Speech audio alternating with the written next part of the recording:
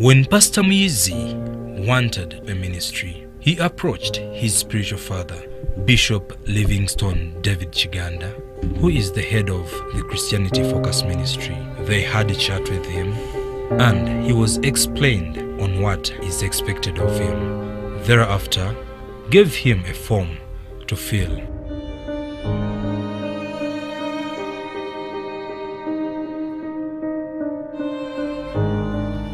Njagala okwebaza Katonda kulobulamu bwange n'okulokoka kwange. Mu 1994 nalokoka. Bishop Chiganda yatubulira enjiri ku kyalo kyewaffe e Bujimba. Okuva mu 1996 natandika okusimbibwa Bishop David Chiganda n'okutuusa kati. Bishop mu 1996 nga mazo okujja yansabira naye n'emizimu ejyantuganga so nga waffe teri masabo gali awo naye emizimu gyantugisa buvunaanyizibwa bwannange. Ne Bishop ono yansabira emizimu ne ginviirako ddala kati nze nsabira abalala. Olugendo lwe mmaze ne Bishop nasaba kye nasaba kituukiridde olwaleero oba oli awo ate kinywezebwa ku Sande nagamba siriva mikono gya musumba mu ngeri ya bubi.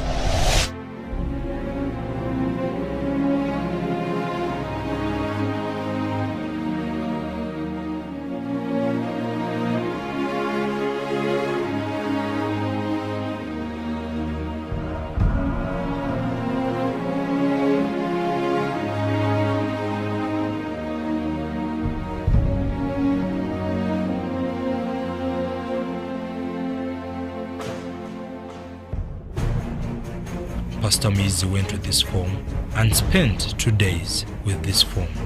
After 2 days, Pastor Muizi brought back the form, well filled.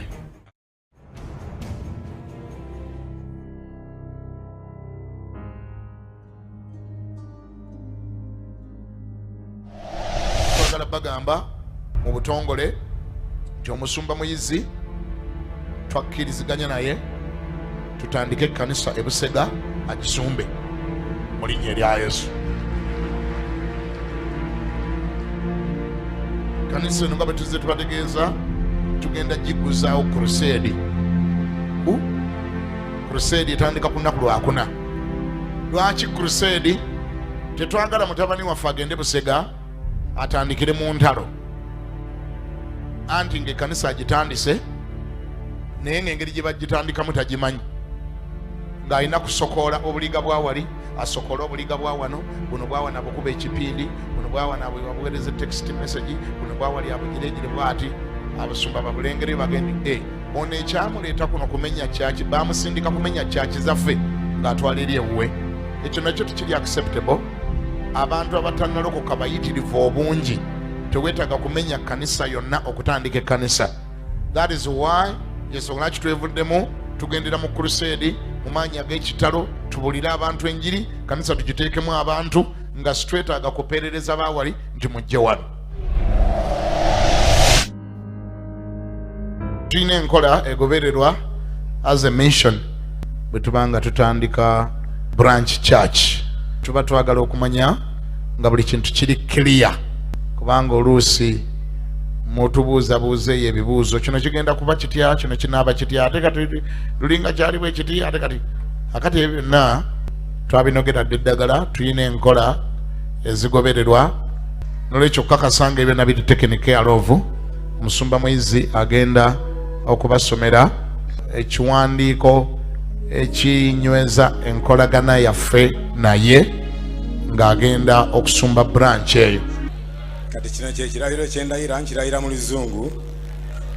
I, Pastor John Muizi, nze omusumba John Muizi, a spiritual son, omwana ow'omwoyo, born, raised, trained and sent by Christianity Focus Ministries, eyazaalibwa n'alerebwa n'akuzibwa era n'asindikibwa obuweereza bwa Christianity Focus Center, which is under the auspices of Christianity Focus Center Stroke Church, nga kiri mu nkulungo z'obuweereza obwa Focus Center era n'ekkanisa eyo.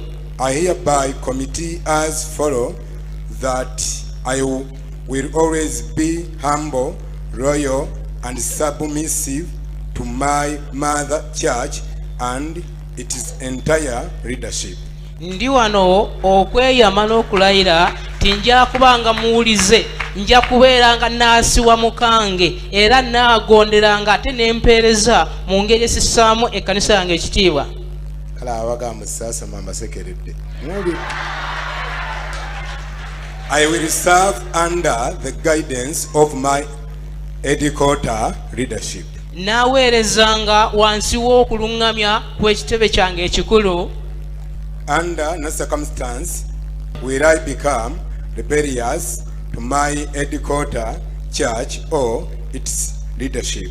Tewaliwo mbeera yonna ejja kundeetera kujeemera kitebe kyange gye nvudde newankubadde obukulembeze bwe mbaddemu. I promise to be loyal and always subscribe to the doctrine, the statement of faith, the constitution, and the memorandum and articles of Association of Christianity Focus Ministries at all times, short of which my results into expression. Naabeeranga muwulize era naabeeranga mwetowaze era naasiwa mukange n'obuweereza bwe nvuddemu nga mpeerereza wansi w'okuluŋŋamya w'ekiwandiiko ne ssemateeka w'obuweereza buno obunzadde. I will desist from becoming a coward and will always avoid abuse of power and manipulation to my flock. Nja kwewalanga okufuuka ekidiinidiini newankubadde okutyoboola amaanyi ag'ekkanisa. The name to my church branch will remain Christianity Focus Center Busega, that in case the church relocates, we will just change the last word Busega to the new location name but maintaining the mother church name. Obuweereza bunaasigala n'erinnya lya Christianity Focus Center Busega ne bwe wanaabaawo okusenguka tulikyusa kifo naye erinnya ly'ekkanisa lisigale Focus Center, ekifo ekyo gye libeeraze gye liba kiboolekera. All ministries, stock church properties and assets will be in ministry registered name, i.e. Christianity Focus Ministry Limited by guarantee. Ebyobugagga byonna eby'obuweereza binaabeeranga wansi w'amannya ag'obuweereza buno kebeera embeera ki nga ebaddewo. I promise to abide to the true doctrine that I received from my spiritual father and mother church based on the Bible and will avoid involvement and any association of gay activities and promotion of the same in all my dealings and partnerships, be it local or international. Neeyama okutambulira mu njigiriza entuufu gye njigiriziddwamu era eri mu Bayibuli, era sigenda kwekulubeesa oba okukwana abaweereza oba obuweereza obulimu okuli b'ebisiyaga. I will have a proper system of administration in my church which will be driven, monitored and governed by transparent leadership style that I will put in place. Nineeyama okutambuza oba okusimba obukulembeze obunaatambuzanga obuweereza era nga bunaabangamu okuluŋŋamya okw'amazima okw'ekibinja oba ttiimu gye ŋŋenda okuteekawo ey'obukulembeze.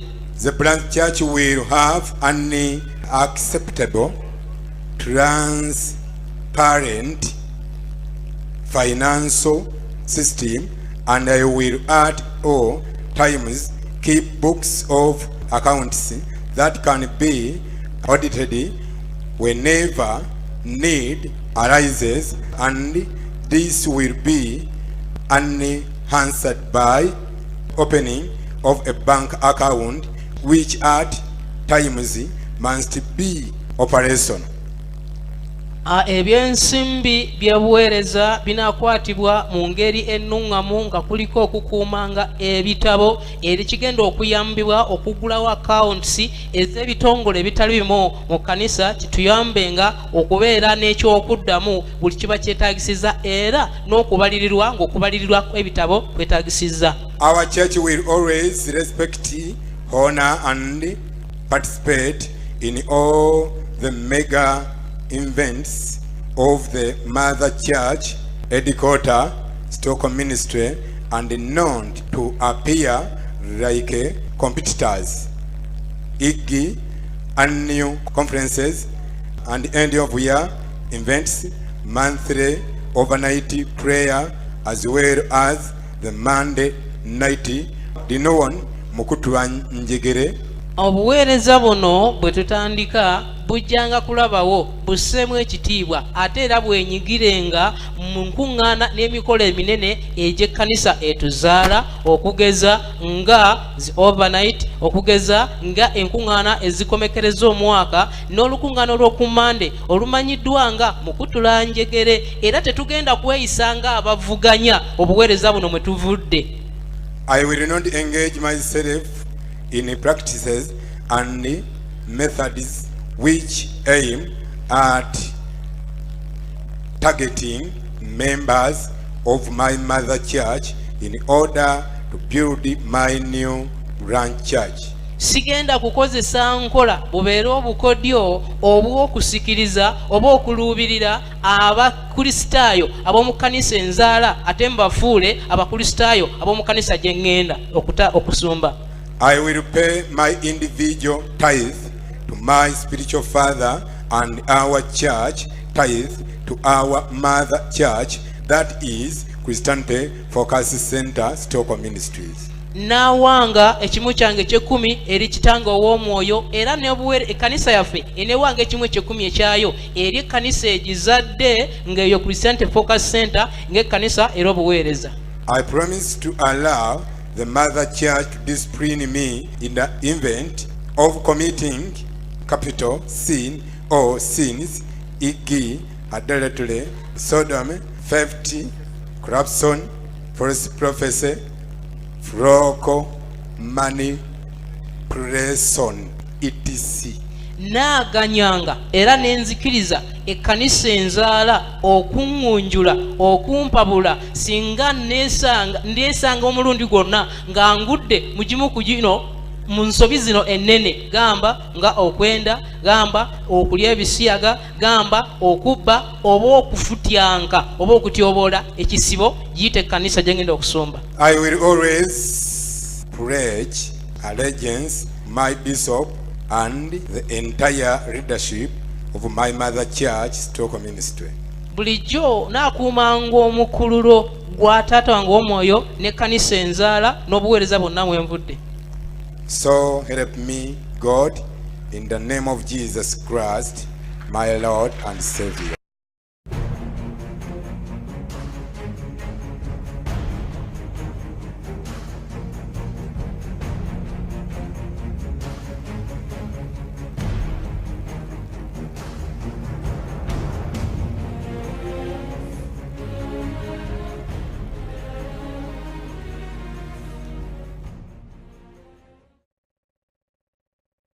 Muyize nkusibira entanda nti tukoleeza omuliro omulala, tukusaba oleme okukoleeza omuliro omulala, newankubadde wanaabaawo obuzibu, newankubadde wanaabaawo okuyita mu muliro, naye tukoleeza omuliro omulala.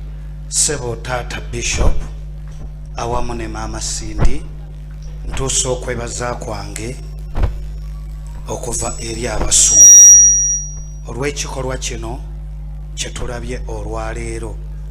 Tukkiriza nti kyokoze eri muyizzi n'eri abasumba abalala bonna, era ekyo ky'ojja okukola. Ffe mu mutima gwaffe tuli basanyufu era tweyama mu maaso go ng'abasumba nti teri kufa agenda kuyita mu kamooli. Ekiseera bwe kinaatuukanga tujja kuyita mu lujja oluggule ng'era musumba muyizi lwayiseemu. Weebale kutusumba bulungi ssebo muyizi. Abasumba abo batuusa okwagaliza kwabwe gy'oli, wabula bantumye okusibirira entanda emu nti ky'olabye taata akola ky'oba okola.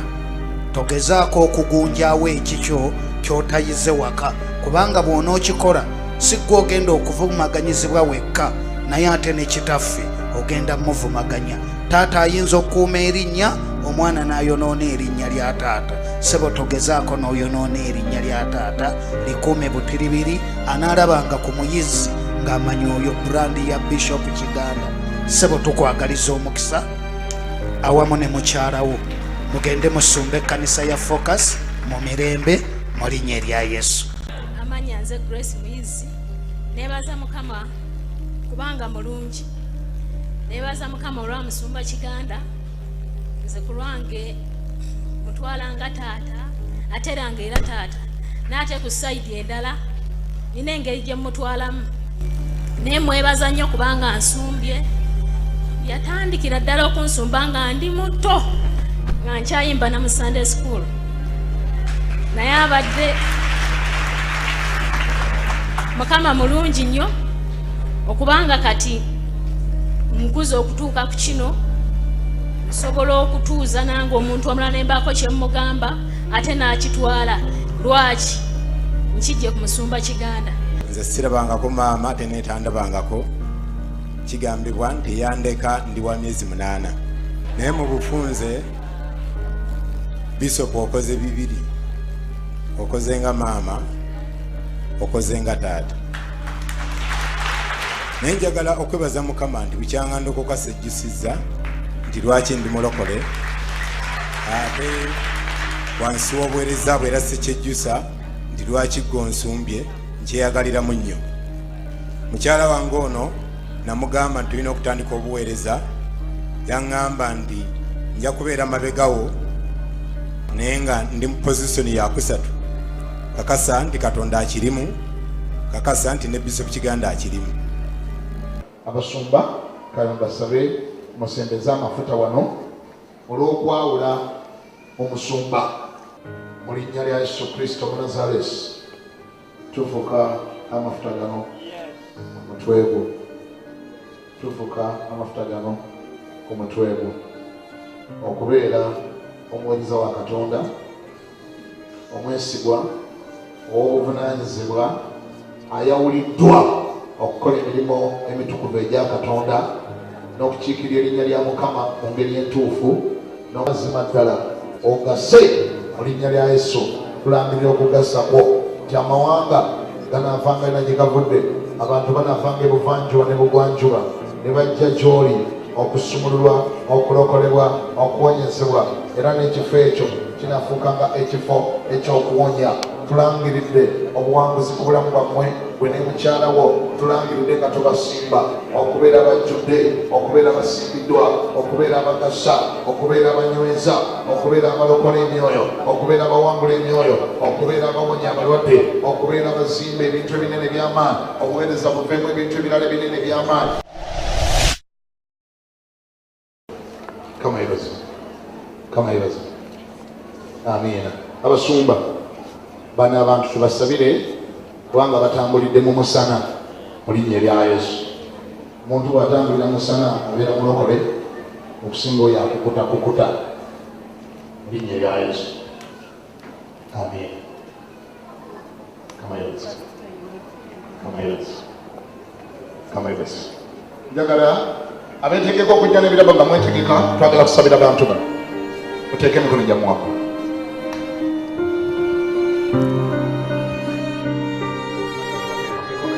Tusaba ekisa kyo kitambule nabo mu linnya lya Yesu Kristo mu Nazareti olw'omulimu ogugenda okukolebwa e Busega. Bano Mukama tubasimba, bano Mukama tubayimiriza, bano bagenze ng'enku enkalu mu kyoto ekyo ezigenda okukwasa obungi bw'enku, ensenge enku gw'empitirivu obungi ezigenda okujja bano tubayawula mukama babeerawo abaweereza abeesigwa abeesimbu abakkakkamu abeetobaze bano babeere abaweereza abanywevu abagumu ekisa kya katonda kigende nabo mukono gwa mukama gugende nabo mafuta ga katonda gagende nabo babeere baweereza bamaanyi babeere baweereza abakola omulimu ekisa kya katonda kibeere nabo mukono gwa katonda babeetolole tubatondeka emikono gyaffe ng'abaweereza ba Christian Focus Center baba bazaala nga tubatuma nga tubasindika nga bagenda mu mulimu guno ogw'obumissionary ekitiibwa kya mukama kyongere obeetooloola mukono gwa mukama gende nabo babeereko feva.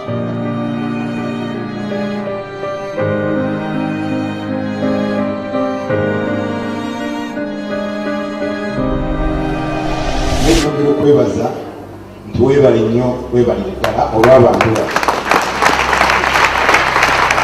museeri ogenda kukikola naye mbadde nina ekibuuzo mu mutima nengamba leadership ekuleka etya abantu abakaloboka naye era kyokoze ng'ogyeko ki kyogenda okukola katonda akikubalire.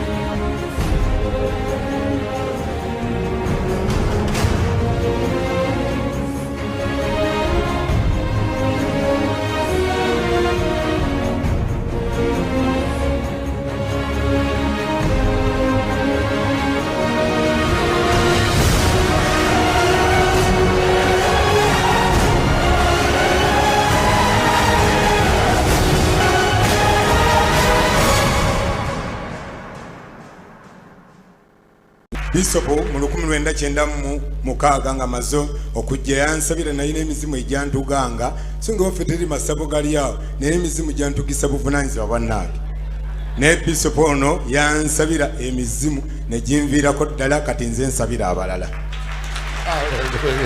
Nagamba siriva mikono gya musumba mu ngeri ya bubi. The name to my church branch will remain Christianity Focus Center Busega.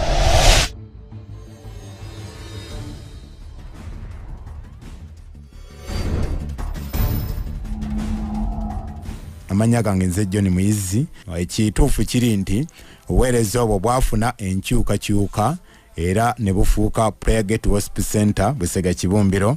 Twebaza Katonda olw'obuweereza obwo.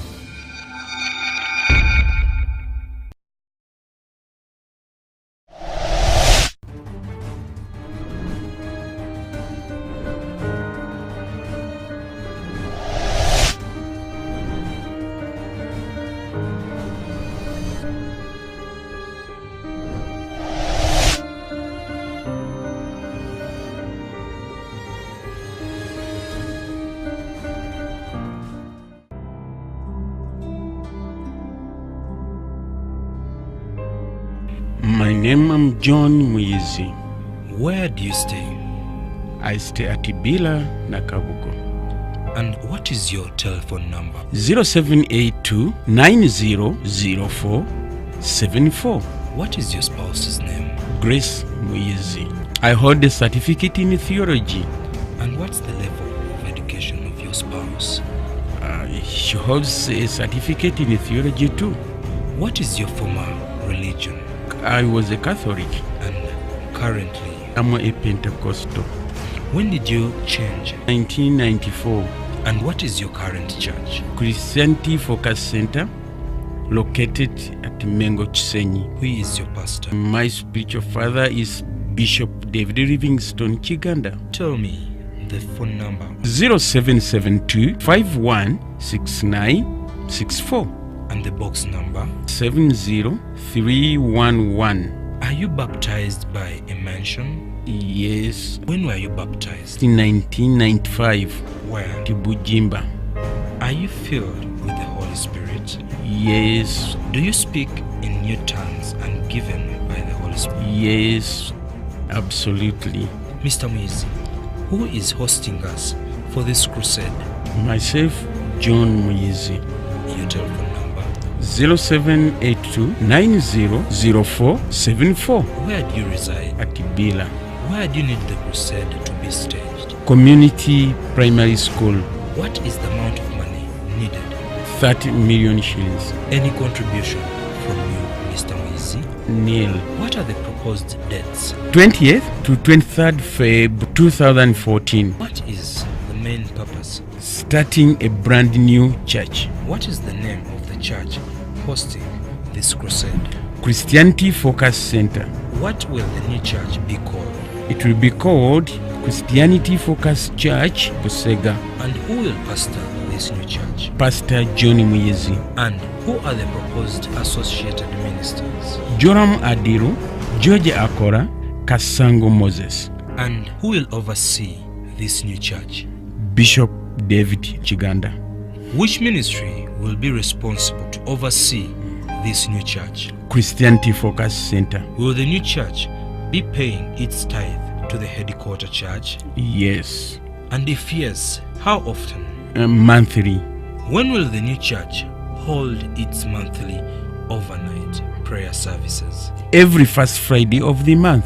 Will the new branch church and its yet to be appointed leadership pledge allegiance and remain loyal to the mother headquarter church and its headquarter leadership? Yes. And if yes, kindly proceed to fill Form 4 below. I certify that all information given in this application document is nothing but the truth to the best of my knowledge. Signed by me. Date 16th February 2014.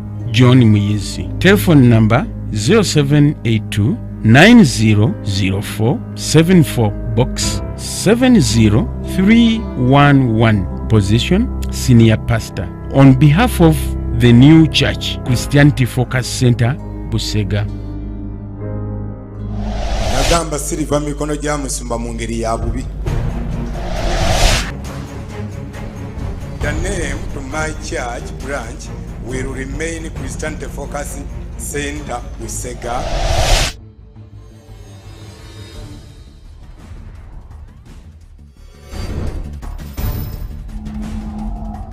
Amanya gange nze John Muyizi. Ekituufu kiri nti obuweereza obwo bwafuna enkyukakyuka era ne bufuuka Prayer Gate Hospital Center, Busega Kibumbiro.